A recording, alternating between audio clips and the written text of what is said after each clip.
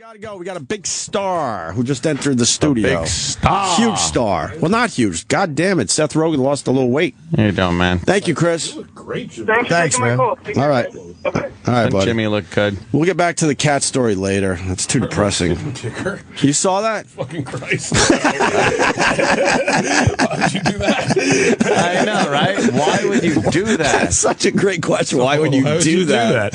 I have a small dog, and every once in a while, I do have, like, I'll be walking it down the street, and I'll see, like, what looks like a crazy motherfucker walking my way, and I do have this vision of someone just kicking my dog one day, man. and what I would have to do to them. Yeah. I would choke them with the leash, is what Of I've course. That's a decided. good one. That's the weapon of choice. You would have to. I would choke them to death with my effeminate dog leash. Did you get your food?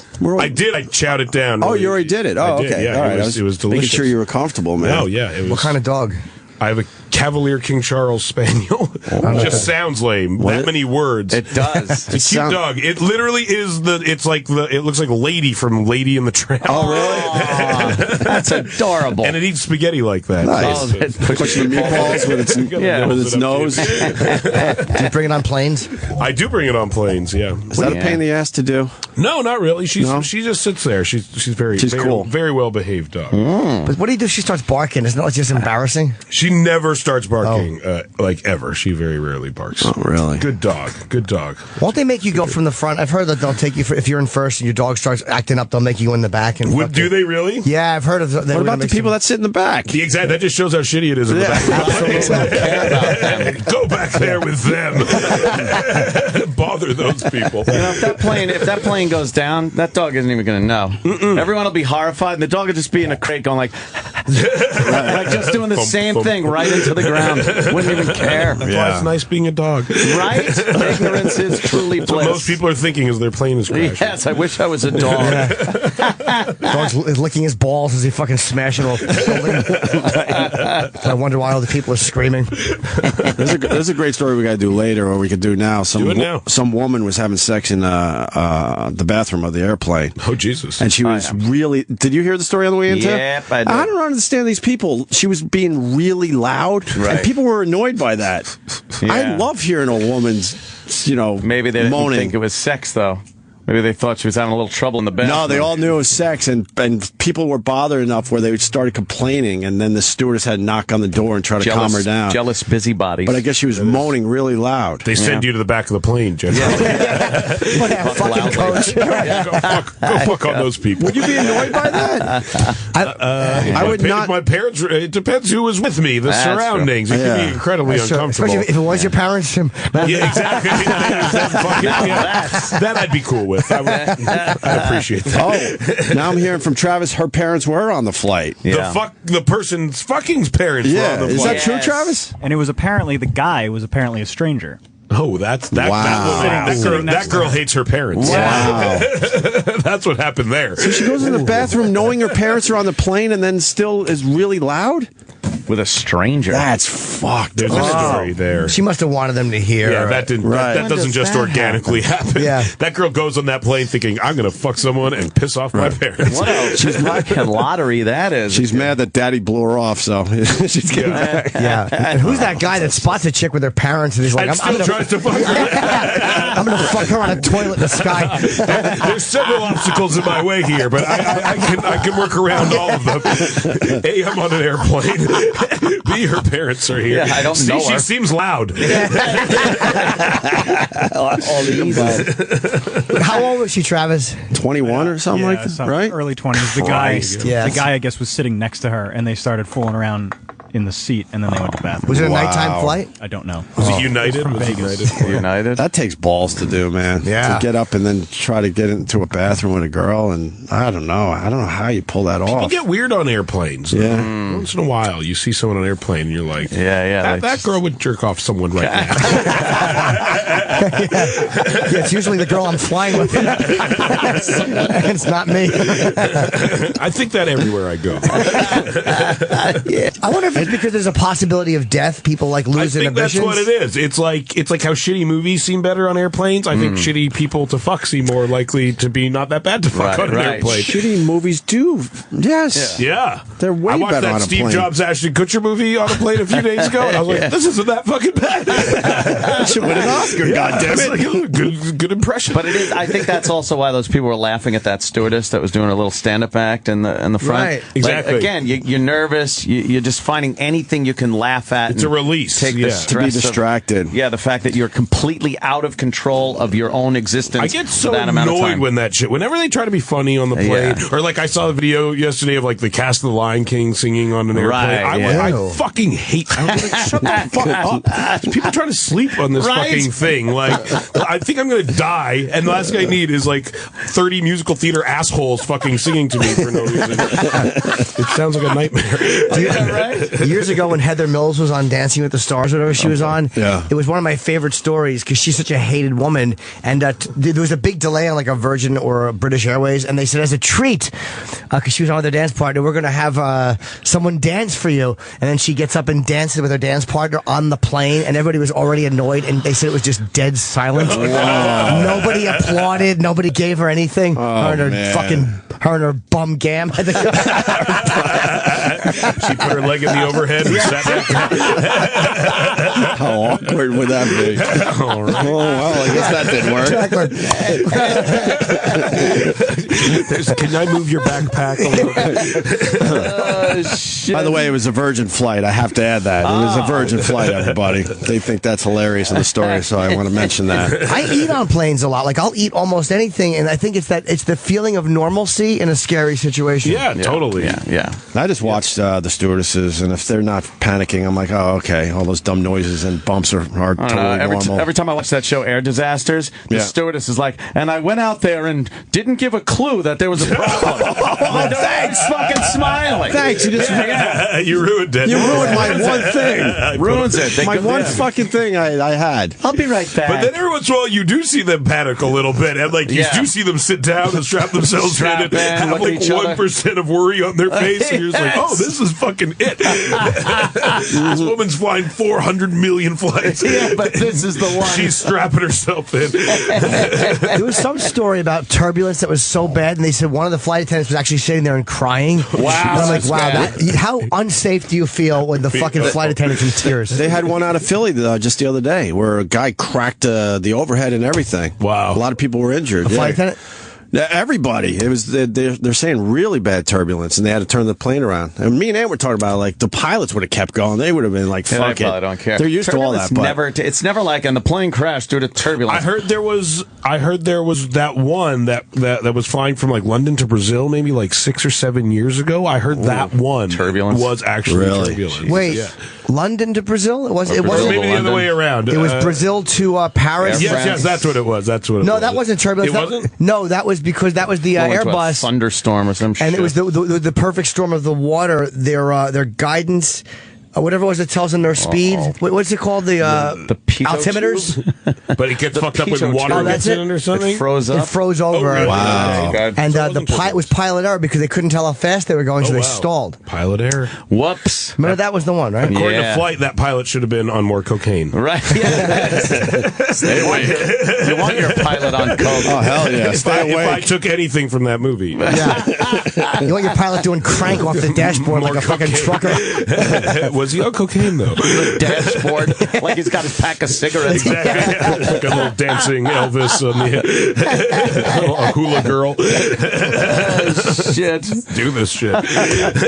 Fucking Seth, you rule. But Seth Rogen. I got to say, I saw Neighbors last week, and a lot of times they want us to see these movies ahead of time. I can't be bothered, to be honest with you. But your movies, I always go. Thanks. And it was fucking hilarious. Thank you. And the theater was just, they were all in. That's all awesome. in, laughing at all the places they're supposed to laugh. laugh. That's great. And what I liked about the movie is, and we said it earlier, no fucking no dumb message by the end of it. Not really. I hate that with comedies. The messages. I mean, tiny shit. You but grow up a little bit. Yeah, exactly. But it's not like everyone has to fall in love at the end, and they weren't sure if they were in love at the beginning of the movie. It's like, who cares? Just make me laugh, man. Yeah, we knew the movie would really live and die on how much the audience was laughing at any given moment, basically. Right. Yeah, I remember saying that very early on in the edit, like, when the audience isn't laughing, they're like, fuck this movie. Like, they just don't give a shit that much about,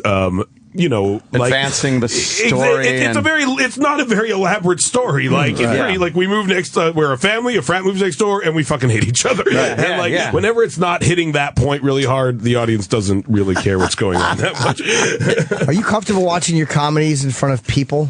Like an audience, do you like watching, or would you rather watch it in a screening room by yourself? No, when they do well, it's like, that's what you're looking for. I mean, like, I started doing stand-up, so, like, I really like the sound of tons of people laughing. Right. And when you make a movie, it's kind of like, you tell jokes, you work on them, you finesse them, and then, like, you wait, like, 3 months, and then you finally get the laugh. So, like, when a movie plays really well, and when, like, there are jokes that get those, like, explosive laughs, then it's really fun to watch in a theater with people. Scary. I went to the Arthur premiere, and there was, like, there was some things. Yeah, no, when it's something like that, then it sucks. Like, and I've definitely been in and worked on movies that don't play as well as you would like. But you guys know that. Not as fun. Oh, sorry. You guys know that ahead of time, though. You generally do. If a movie's not working. Yes, and we try to fix it, like, if it isn't, but not everyone does. Like the makers of Arthur, for example.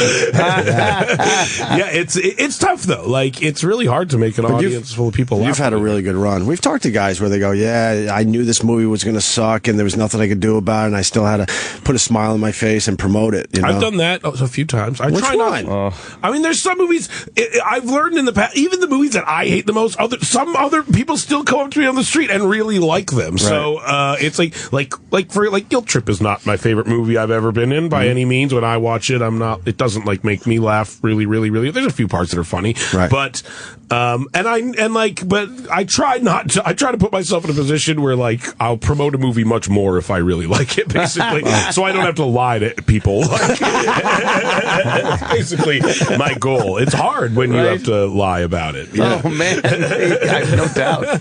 But Neighbors is a good old-fashioned frat movie, man. Period. It is, yeah. It really is. Yeah, those old movies where it's just funny all the way through. A lot of comedies these days, they're very funny at the beginning, and then this weird character story development thing happens where the funny is ripped right out of the movie, and they try to make some kind of a poignant drama out of it, and it just... people have a hard time, like, balancing that stuff. Yeah. Like, it's hard to make a good comedy. Well, the only comedies we get in general are rom-coms. Yeah. Oh, the old the old school ones like Neighbors is making a bit of a comeback, thank God, finally. But and you got a lot of nudity in the film. That'll sell the flick. Both male and female. Oh, great. There was a moment where there were so many dicks in the movie where, like, we gotta put in like three boobs for every dick at least. Like, we owe like 9 tits to this movie. There's a lot of dick shots and dildos. Yeah, there's quite a bit of dildos. Full frontal male nudity doesn't seem to... Like, when did that start becoming accepted? I'll tell you, it was Jason Segel did it in Forgetting Sarah Marshall. That was I think that was the first one where I was like... I remember seeing it and being like, oh shit, now I gotta show my dick. It's like when athletes like saw a guy dunk for the first time, probably they were all like, fuck, like, that's what we gotta do to score now? That's how I felt. I was like, oh shit, I gotta show my dick to get laughs now. The bar has been raised. Well, Seth is nude in this movie a couple times too. Oh, yeah. Oh yeah, he's nude. Nice. You don't see my dick, but I'm. You almost do. Well, you're having sex on the couch. I think we could give that one away. Yeah, exactly. Well, how hard was it to film that scene? It's not that bad. Whenever like the sex scene is funny, it's not that bad. You're all good. Like I've done 1 or 2 movies where like the sex scene's actually supposed to be like like intimate and passionate, and like that's fucking gross, and that's actually awkward, and like you feel really bizarre as that's happening. But how do you walk on set? Are you like they give you a robe, you're wearing your thing, and literally it's like a porno movie. Like they're like rolling, okay, like just robe, and then you take your shit off and you try to get in your position. Like, do you cover up your junk knowing that they're not really filming that? Yeah, I mean, it's always a fine balance because you don't want to seem too ashamed of yourself, but at the same time, you don't want to be too explicit and make people uncomfortable. So I'll like casually cover myself up. You don't want to scramble and you don't want to make it look like you're trying. You just got caught jerking off or something like that. Yeah. What's the sock they put on a guy, or how do they hold your dick down? I know there's something. It's like a cock sock. It's and it doesn't like at best it holds like half a dick in a ball. Like it doesn't quite do what you would hope it would. No, it does. If it doesn't hold all of it, it does exactly what you want it to do. And it's got to fall off during filming. There's always overflow. Like you will cut and I'll look down. It's just like, one of my balls just fully hanging out. We've all tried the sock thing, and that damn thing will just not stay on. No, it doesn't work. It has like little straps that like kind of go along, and they'll like digitally remove the straps. Really? Okay. Yeah. There's some movie magic that happens. Wow, that is magic. It's literal magic. The actresses are having kind of like a shaft and ball banged against them while they're fooling around like that. You're kind of dry humping them with like a little. Wow. I remember like one of the first time, like when we filmed Knocked Up, I remember thinking like, if I was in high school, I would consider this sex. No shit.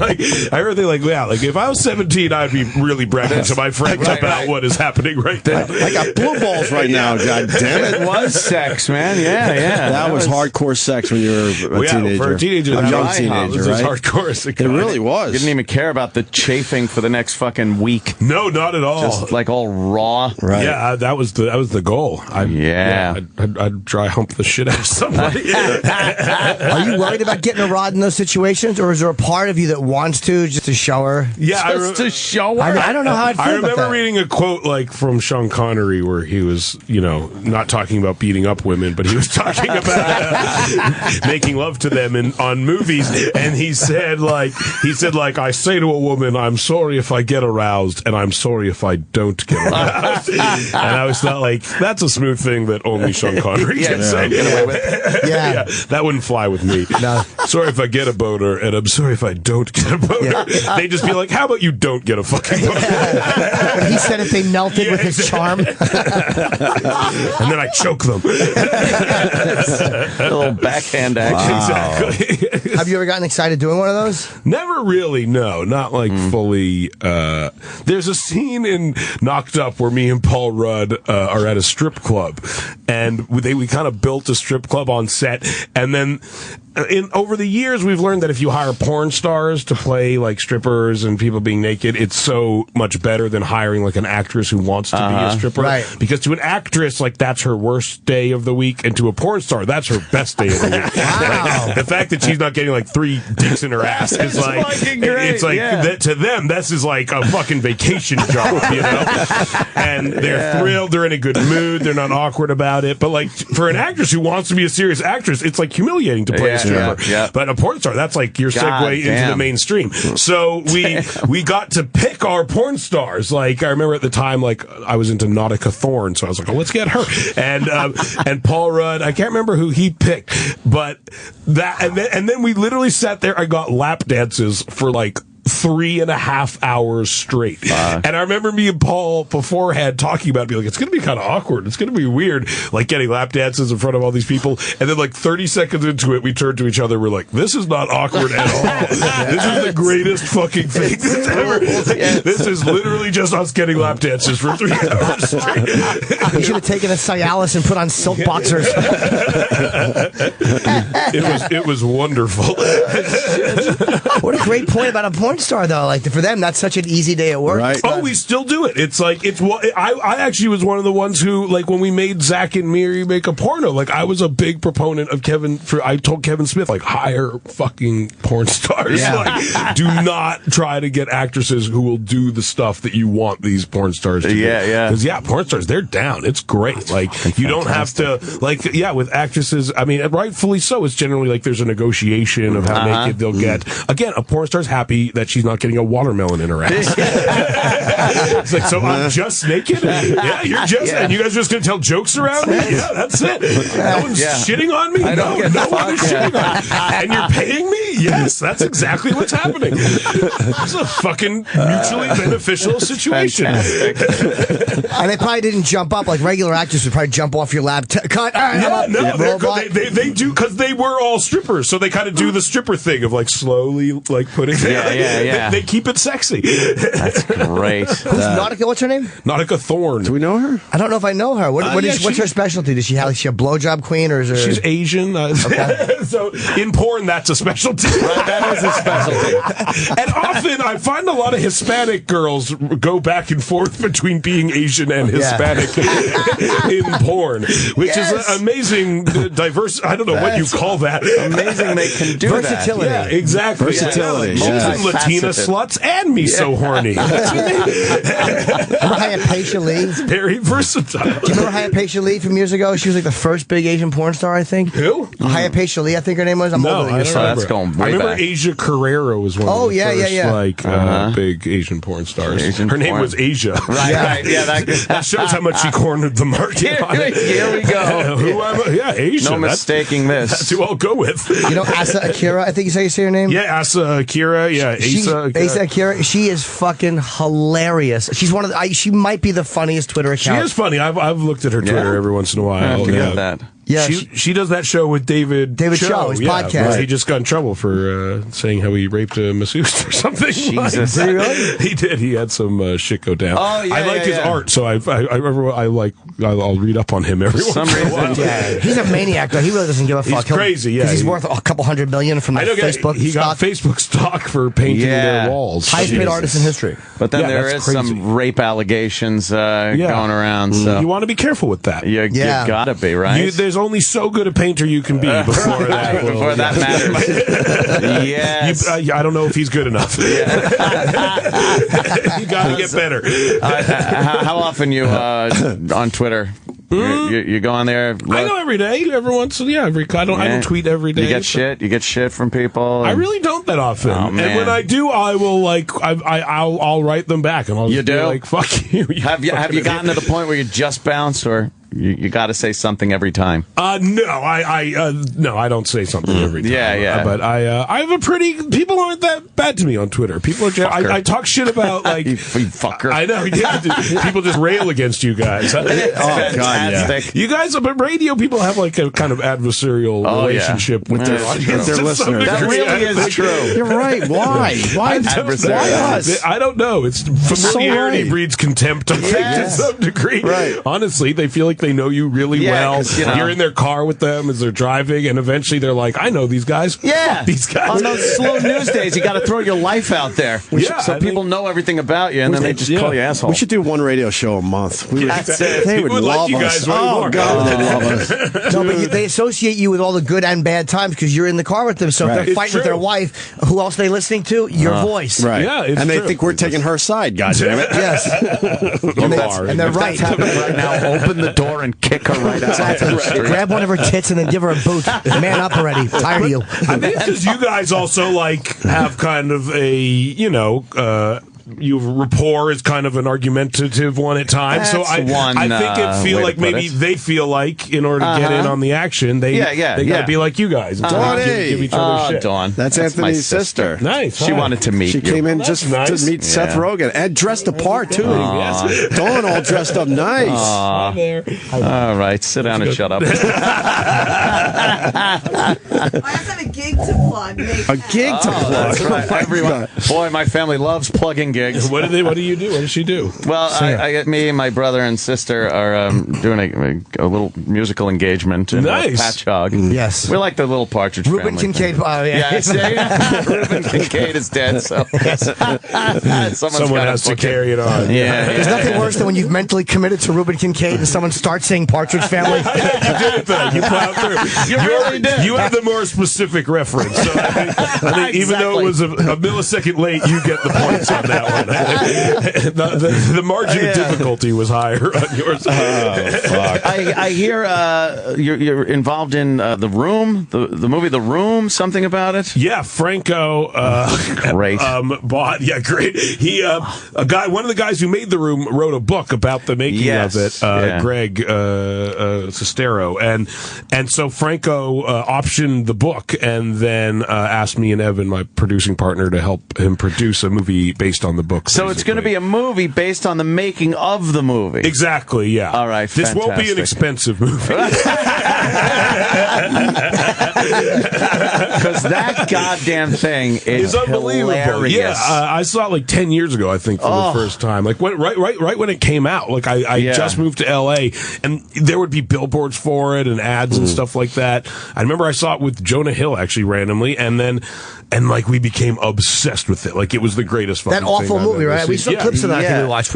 You watch it and you just trying to figure out what it is. Well, like, was this a goof? Is this guy serious? He's serious. Oh yeah, totally serious. But there's something like that's what's interesting about like as we talk about it and work on the movie, like.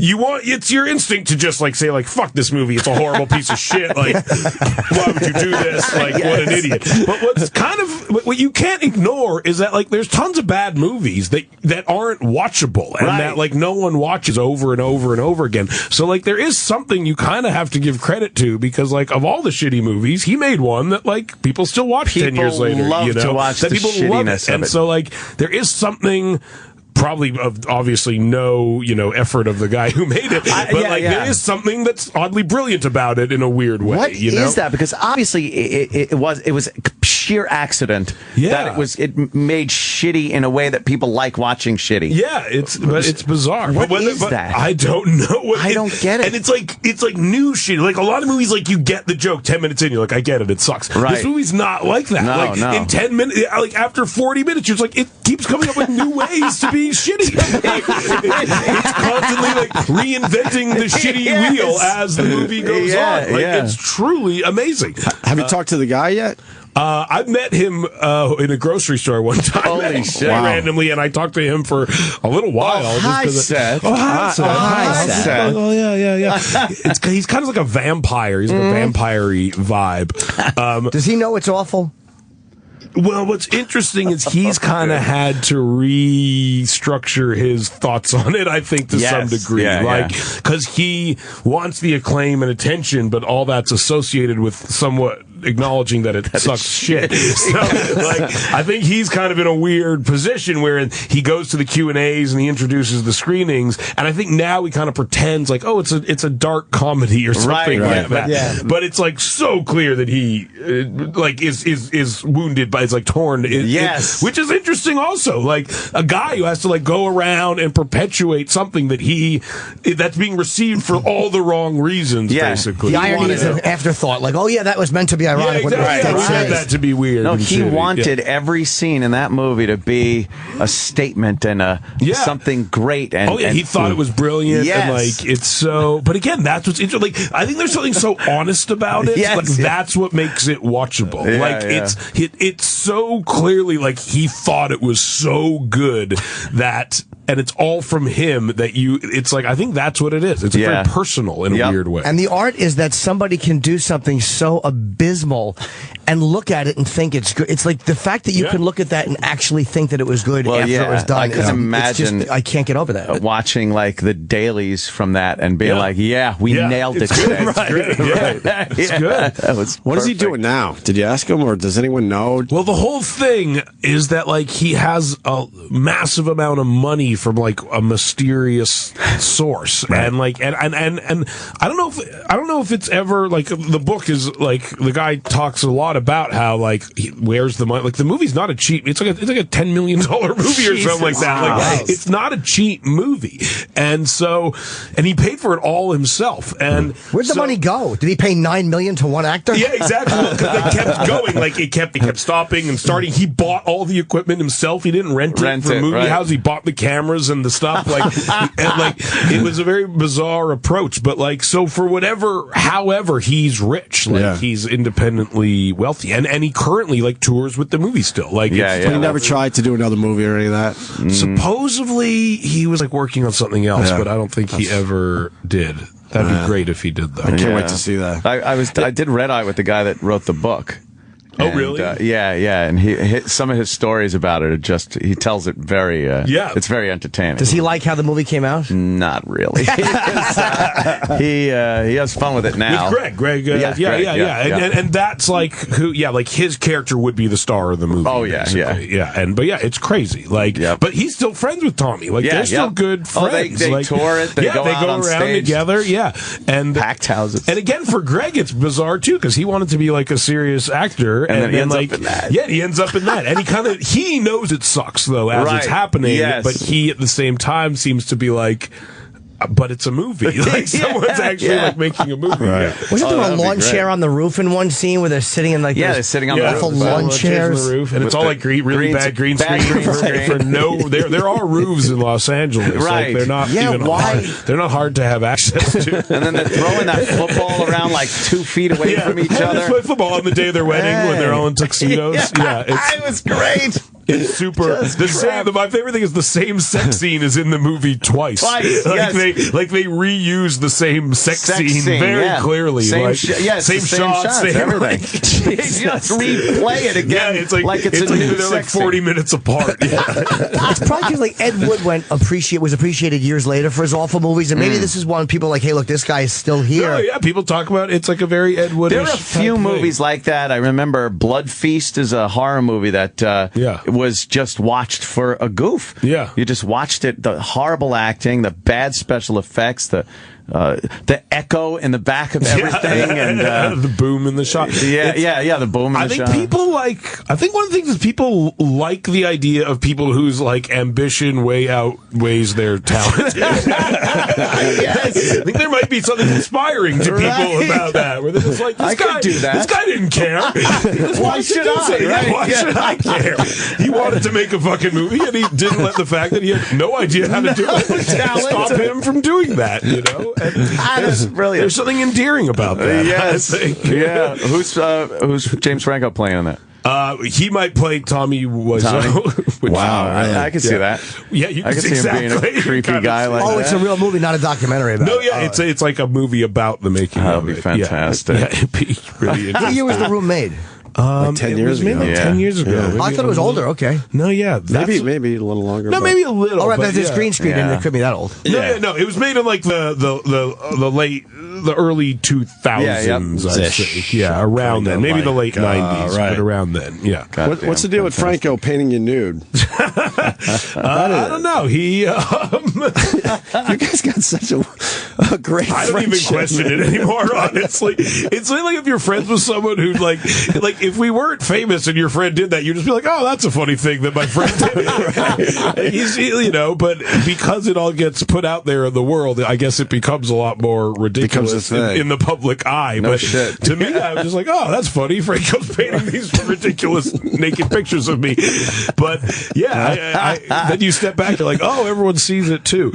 But I think he just thinks it's funny. Of course. He's bored. He's just bored. James is bored. And he used his brother in, not to bring it back to the movie, but we should, make sure people know about Neighbors. Franco's brother's in it. Yeah, Dave. He does a great job. Is that his first big role? He's been in some stuff. He's in that Now You See Me movie about the magicians, which I love personally. I didn't see. It's very watchable, immensely watchable. He has smaller stuff in some. He's in this Warm Bodies movie, a zombie movie that came out last year. He's actually in Superbad. He has one line in Superbad, but I've known him since then, basically. Yeah, he's really good. He's incredibly talented. Yeah, he's really funny. And Zach gave you a great performance too. Yeah, he did a really good job. Zach Efron is the head fraternity guy. He's really good. Most people don't expect to think he's funny at all, but he's really, really funny. Yeah. What a great classic standoff that is. Yeah. The bullying frat guy and then the leave me the fuck alone guy, the Family Guy. Yeah. Well, it's true. I mean, it's funny. Like it's like there was a moment where like you watch movies like Animal House and shit, and you think like, man, it's fun to watch that, but you have to acknowledge like I'm at the age where I would hate those people. Right, yeah. It's fun in a movie, but like, fuck those kids. Like, shut the fuck up. So right. I just want to go to sleep. Yeah, I want to watch television and go to fucking sleep. And that's like, I remember having to admit that to myself. Yeah. But funny. thinking like, yeah, that's probably relatable to more people than you would imagine. More people want those people to shut up than to party with them. Yeah. Right. I got to give away one thing: the breastfeeding boobs. Oh yeah, the milking. Yeah. Where the fuck did you get that from? That actually was a story that happened to one of the friends of one of the writers. Right. There's a scene where like apparently, and I had no fucking idea that this happened, but like when a woman's breastfeeding, her breasts fill up with milk, and you use a pump to get the milk out. But if you don't have access to a pump, you have to physically squeeze the milk out of the breast.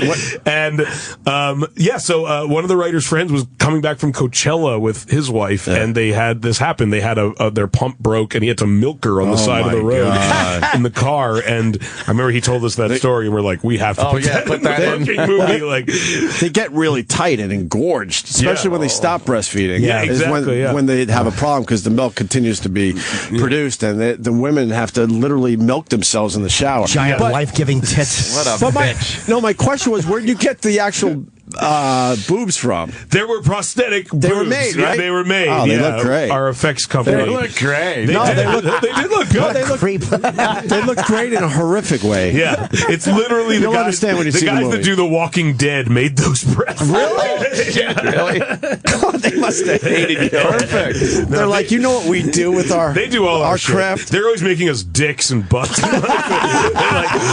literally just sent us like the dick from This Is the End in a box, which is like it's like a 2-foot long black dick, who's just like, with a little note. It was like we found this and thought of you. Oh, that's nice. I really love This Is the End, man. Thank you I know so much. It's an older movie, but God, that was I so appreciate fun. it. That I remember movie was listening to you guys. fun. I remember listening to you guys on the radio, literally driving, and you started talking about it one day. And like whenever that happens, I get so nervous because I'm like, oh shit, they're gonna talk shit about me on the radio. And then instead, you talked about liking it, which was very nice. Where's Danny McBride these days? He's taking a little break or something. We haven't seen him. He's filmed a few movies that haven't come out yet. He's in Cameron Crowe's new movie that is coming out, and I think he did another movie that. He's one of my favorites, man. Oh yeah, when he appears in This Is the End, it's just he's a rock god. Oh yeah, he's one of the like among us, he's like the funniest. Like we're like everyone's kind of comedically afraid of Danny McBride. Really? A little bit. Yeah, he's like the guy that could kick all your asses. like especially like I remember in This Is the End. Like he showed up a little late. Like we started filming, kind of like in the movie. Like he shows up late, and we all had like a groove kind of. And I remember telling him like people going at each other like pretty hard, so just be aware of that. And then like his first day was that day where he's eating breakfast, and he's like, James Franklin's sucking any dick tonight, and we were all just like, oh Jesus Christ. Danny came to play.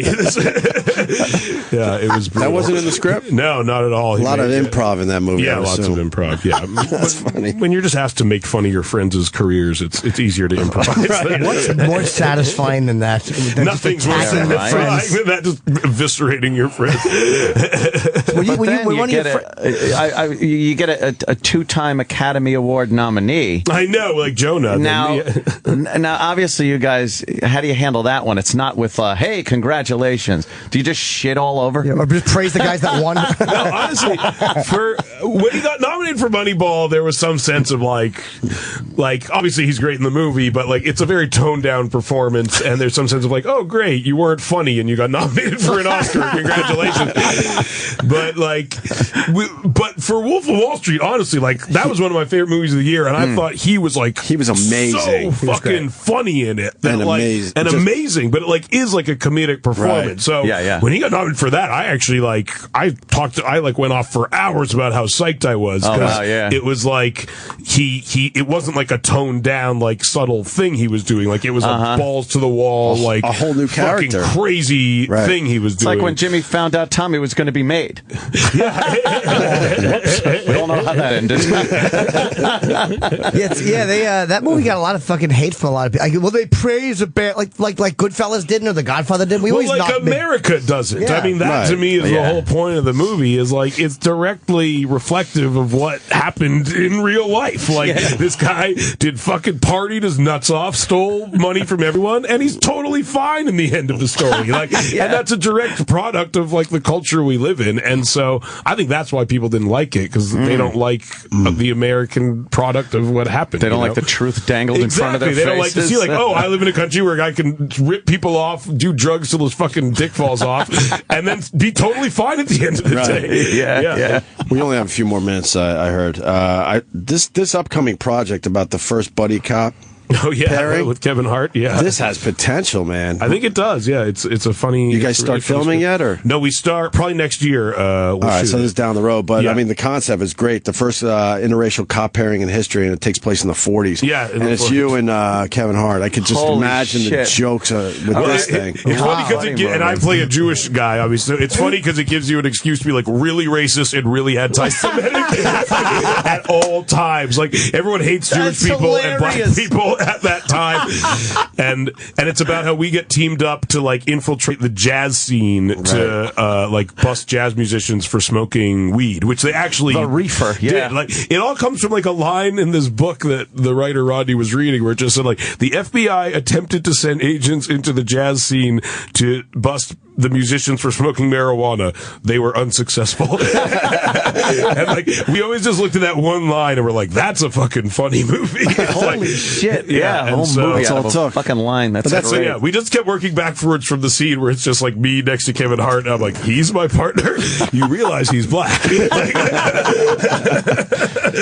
Well, we're gonna look forward to that. Sounds good, yeah. But right now, Neighbors. Neighbors. Oh, I want to mention one other thing. Lisa Kudrow. She's only in it for 5 minutes, maybe. She's super fucking funny. hilarious. Yeah, she's unbelievably in everything funny. she does. I just heard her show is coming back. Yeah. There's a 6 comeback, episodes, which is one of the most underrated shows ever. I love was that fantastic. show. It's The so comeback, funny. whatever, right? I remember like one of my first dates with my wife. We sat and watched the comeback. It was hard to watch. Came on. Like Yeah, there it was some so scenes awkward. you're just like, oh no, she's not gonna. Oh fuck, she is. There's something with her husband like shitting or something. Like they film her husband shitting and he doesn't.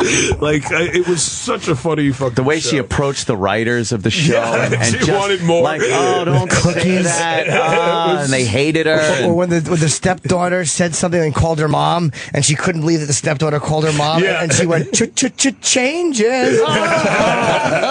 It's literally the most uncomfortable I've ever been. Ever. Yeah, Matola, who directed Superbad, directed that, I remember. It's great. Yeah, she was amazing in that. So good. She's awesome. Yeah. I'm psyched about that. Well, Seth, man, you just killed the trust. Yeah. Thank you Thank so you guys. much. That was so much fun. This was Appreciate it. amazing. Absolutely. Neighbors opens up Friday. Friday, May 9th. In theaters everywhere, and like I said, a bunch of us saw it in the theater. Just loved it. Awesome. So, thank you, sir. Thank you guys. Have fun. we'll see you next time. Yeah, for sure. Bye bye. Opie and Anthony will be right back on Sirius XM. Stay tuned so they don't make fun of your mother.